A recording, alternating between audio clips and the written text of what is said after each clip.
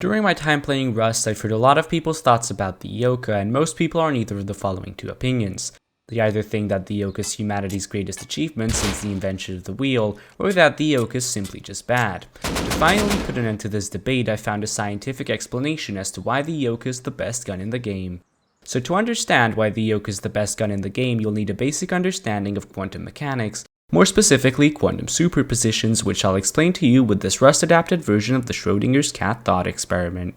So picture this, there's a base somewhere with some loot in it. The loot could either be terrible or really good, but you won't know until you raid the base and look inside the chests, so until you observe it, the loot is in a superposition, meaning that it is both good and bad.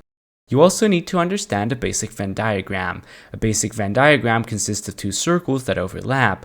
Things in this circle have property A, things in the other one have property B, and items in the middle have properties of both A and B. Now to bring this back to the Eoka, I have this theory I like to call Schrodinger's D, which stands for Schrodinger's damage. Here's how it goes. You don't know how much damage the next shot from your Eoka will do until you observe it, therefore you don't know how much damage the person you fired at took, meaning that until you observe them, the person you shot at is both dead and alive.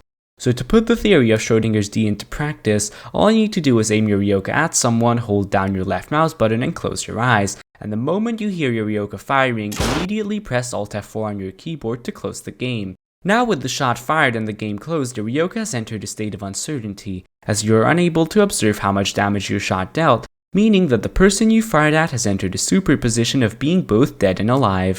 We can finish this proof by using what we know about Venn diagrams. So let's draw our basic Venn diagram based on our current situation and place the player we shot at in the middle. Next, we have to throw out the circle labeled alive, and in the set of dead things we find the player we fired at, meaning that the shot from our Eoka has successfully killed him.